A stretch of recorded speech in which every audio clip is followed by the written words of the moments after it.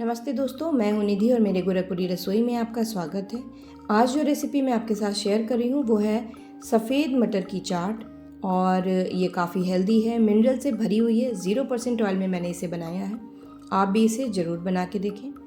तो चलिए स्टार्ट करते हैं। यहाँ पे मैंने एक कुकर लिया है और उसमें 400 ग्राम गोल मटर, जो सफ़ेद वाली मटर होती है, मैंने इसे रात भर भिगो दिया था और वॉश करके इसे कुकर में मैंने डाल दिया है।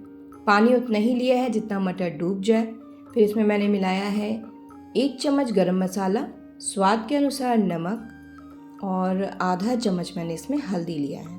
ये सभी हम लोगों को उबालते टाइम ही कुकर में ऐड करना है।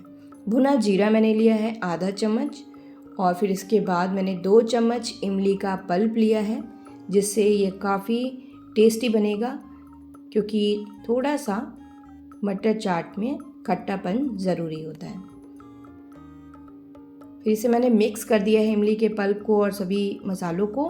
फिर लास्ट में ऐड मैंने किया है 1 चुटकी सोडा, मीठा सोडा जो होता है, ये उबालते टाइम मैंने डाला है। अब इसे हम लोग कुकर का लिड लगा देंगे।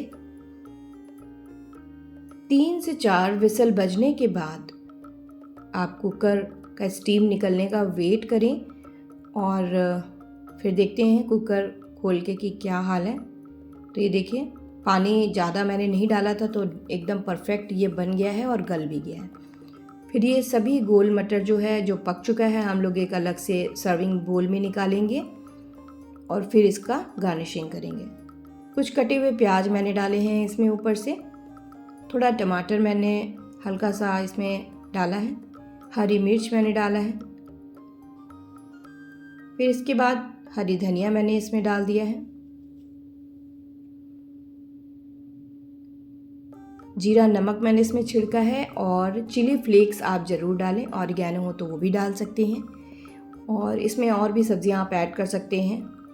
थोड़ा सा नमक मैंने उसमें ऊपर से छिड़क दिया है। आप चाहें तो दही, खट्टी चटनी, मीठी चटनी भी डाल सकते हैं।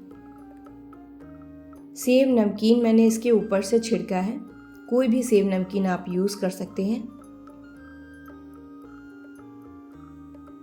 फिर से मैंने हरी धनिया डाली है थोड़ी। और ये देखिए, हम लोगों का परफेक्ट मटर का चाट एकदम बन के तैयार है, जिसमें मैंने ना बहुत ज़्यादा ऑयल यूज़ किया है।